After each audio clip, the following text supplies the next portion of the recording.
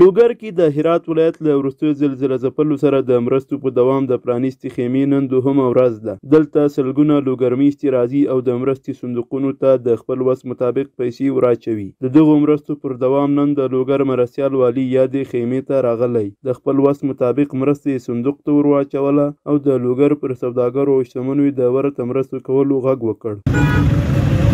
دا د امتحان شپې ورځې مسلمانانو بیا بالخصوص د هرات په خلکو باندې راغلي. موږ ټول افغانان بالخصوص د لوګر ولایت ولو شریف خلک خپل ځان په دې غم کې ورسره برابر شریک بولو.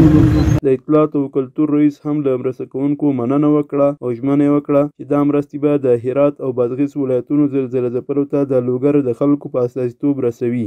د لوګر ولایت او دغسې افغانستان په ټولو خیریه بنسټونو باندې اهل خیر باندې تجارانو باندې غږ کوو چې دوی هم د دغسې خیریه بنسټونو لار تعقیب کړي او تر څو د هېوادوالو لاسنیوی وکړي.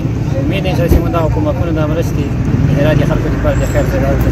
بل پلو نن لوګر کې پر دوهمه ورځ دا لړۍ ولسوالیو ته عملاً وغځېده او د سرخ ولسوالۍ اوسېدونکي هم پکې خپله ونډه نه سپموي. د خیمې له درولو وروسته لکه څرنګه چې هلته هېوادوال راتله او خپله همکاري یې کوله په غم کې ځان شریک ګاڼه. ټیمونه جوړ شول او ولسوالیو ته واستول شو چې موږ هم د سرخ ولسوالۍ ته راغلي یو.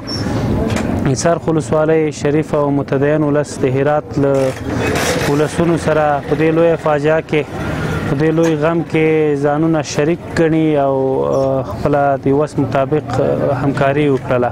هیره دې نه وي چې لوګر کې د مرستو راټولولو دا کمپاین به تر راتلونکي پنجشنبې پورې روان وي.